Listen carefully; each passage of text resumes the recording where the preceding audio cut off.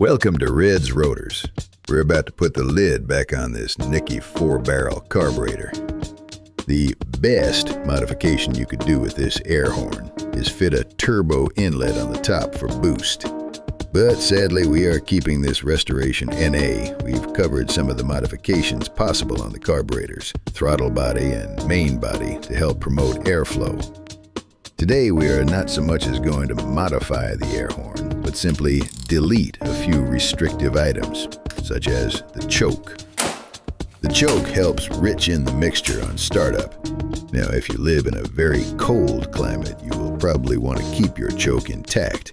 And for that reason, we are not going to permanently fill in the choke shaft cavities, but thread them with this custom-made 7mm stud, allowing the choke to be reinstalled at a later date.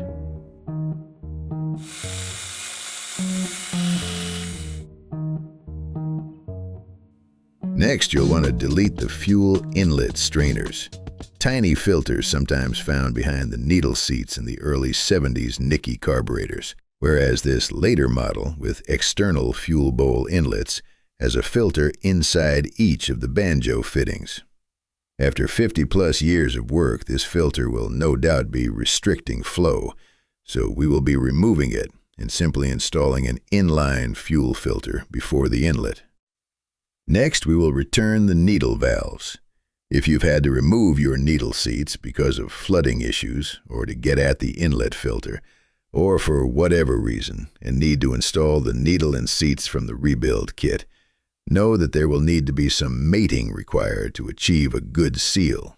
Cleaning the needle seal with the back of a spoon and a light tap with a ball hammer can help bed the sealing surfaces in to prevent flooding. But in any case, Red is going to reuse the original needle and seats. Next, we return the floats. The tab on the back can be lightly adjusted to determine the float bowl fuel level. Ideally, these ones are already set to a position that holds the fuel volume level with the center of the sight glass. Time will tell. Now, our inlet had been decapitated by some heartless monster. Thankfully, Red has a spare fuel inlet fitting that is less broken. And with a little help from the fellows at the Cylinder Head Specialists in Christchurch, a new inlet was tapped in and a 12mm fuel return fitting was purchased. The purists will say it's no longer factory, but even they will know deep down in their hearts that the new setup looks better. The bad news is, the inlet was twice as expensive as the carburetor, as we are another $120 down in the hole, making the tally 405 Kiwi dollars. Good luck getting your money back on that. Next comes the fine art of dialing in the tune on all 3 circuits. Hit the follow button if you would like to see more.